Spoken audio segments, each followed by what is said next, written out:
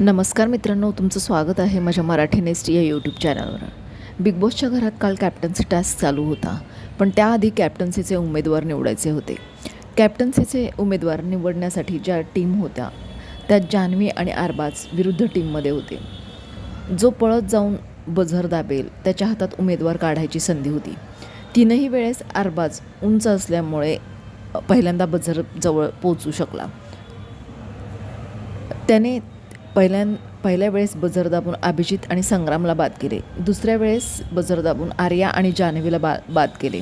तर तिसऱ्या वेळेस बझर दाबून अंकिता आणि पॅडीला बाद केले. दुसऱ्याच राऊंडमध्ये जान्हवीला काढल्यामुळे जान्हवी खूप दुखावली गेली. जान्हवीचं म्हणणं एवढंच होतं की मी विरुद्ध टीममध्ये असले तरी मी तुमची मैत्रीण आहे, मला तिसऱ्या राऊंडमध्ये काढायचं होतं, एवढी तरी मैत्री दाखवायची होती. पण वैभव सांगतो की हा निर्णय निकीचा होता. जान्हवी बोलते, म्हणजे तुम्ही तिचंच ऐकता, यापुढे मी तुमच्या विरुद्धच खेळणार. आणि तशी संधी जान्हवीला कॅप्टन्सी टास्कमध्ये मिळते. कॅप्टन्सी टास्कमध्ये जादुई खडा ज्याला मिळेल त्याने जादुई रूममध्ये जाऊन जादुई पुस्तकावर अशा व्यक्तीचं नाव लिहायचं असतं जो तुम्हाला कॅप्टन्सीसाठी योग्य वाटत नाही.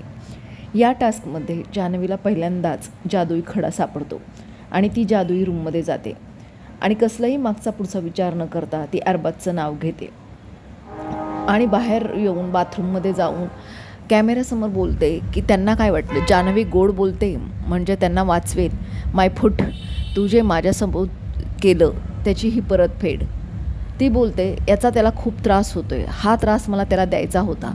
उमेदवारी काढून घेण्यापेक्षा कॅप्टन्सीमधून काढणं याचा त्रास खूप जास्त आहे आणि याचा मला आनंद होतो आहे. आणि खरंच आता जान्हवी स्वतःवर खूप मेहनत घेताना दिसत आहे आणि फेअर गेम खेळताना दिसत आहे, म्हणून जान्हवीला प्रेक्षकांचा सपोर्ट मिळताना दिसतोय. तुम्हाला काय वाटतं कमेंट सेक्शनमध्ये नक्की सांगा. व्हिडिओ आवडला असेल तर लाईक, शेअर आणि सबस्क्राईब करा. थँक्यू.